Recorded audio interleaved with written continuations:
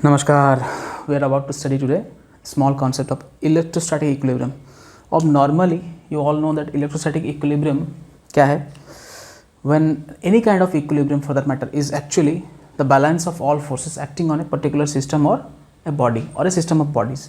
So the balance of all forces on a system of bodies is called equilibrium. It may be dynamic, static or something else, but when it is added with an adjective electrostatic, it becomes equilibrium in case of electrostatic forces. Suppose you are taking a charge Q, there is an electric field here E, so you know the force on the charge due to electric field E is Q into E. Okay, I hope you know this. So this force is the net force here, so it is not balanced. Okay, but if there is another electric field here in the opposite direction minus E, then there is another force this much. Now the net force on the charge is 0, or you can say it is in electrostatic equilibrium. So we are going to study about electrostatic equilibrium not in general cases but in a strange case inside a conductor. Let us see electrostatic equilibrium automatically happening inside a conductor.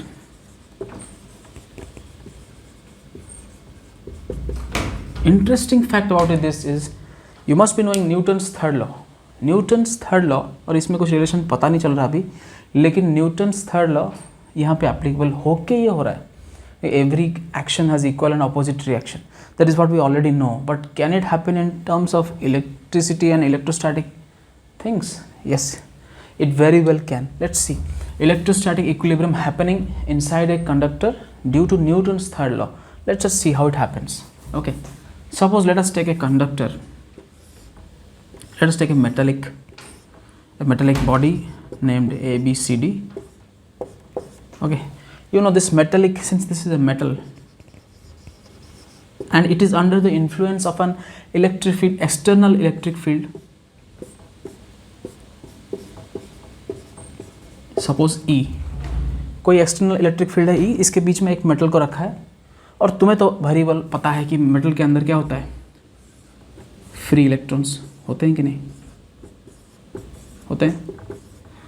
और वो जो free electrons हैं, since they are free to move under this electrostatic field, what will happen is they will be experiencing a force equal to QE, and since electron having a negative charge, you can say minus 1.6 into 10 to the power minus 19 into E, this minus charge indicates that they will be experiencing a force in the opposite direction of the electric field. ठीक है, तो धीरे धीरे क्या होगा, ये जो electrons हैं they will move towards this side of the conductor, that is AD.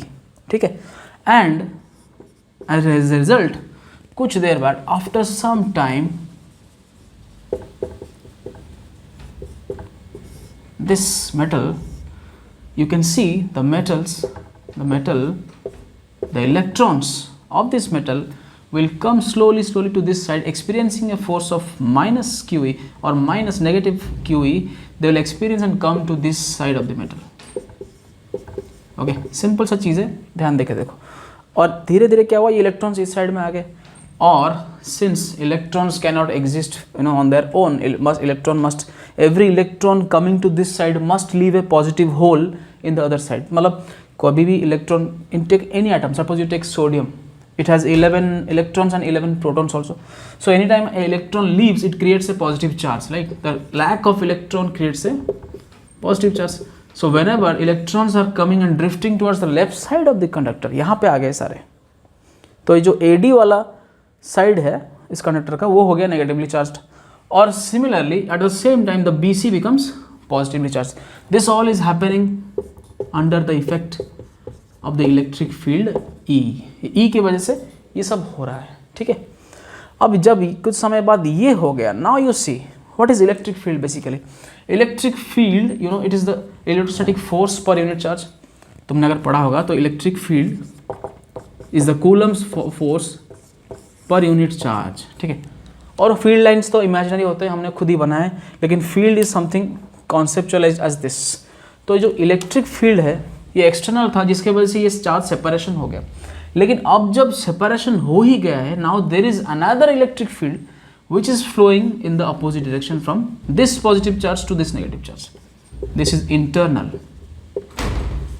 This internal electric field is automatically set up. ये द न्यू है, नया चीज़ है। ये नया इलेक्ट्रिक फील्ड अंदर वाले चार्ज पॉजिटिव से नेगेटिव की तरफ जाने लगे, ठीक है। तो any time there is a charge separation, opposite charge का एक इलेक्ट्रिक फील्ड सेटअप हो जाता है, ठीक है। तो एक्सटर्नल हमने दिया था, कुछ समय बाद चार्ज सेपरेशन हुआ, चार्ज सेपरेशन होने के बाद उसके अंदर एक इलेक्ट्रिक फील्ड सेटअप हो गया in the opposite direction, as very well you can see. तो ये कब तक चलेगा? ये तब तक चलेगा जब तक ये इंटरनल इलेक्ट्रिक फील्ड और ये एक्सटर्नल इलेक्ट्रिक फील्ड दोनों सेम नहीं हो जाते, ठीक है। तो एक सिचुएशन ऐसा आएगा और कुछ समय बाद, आफ्टर सम मोर टाइम,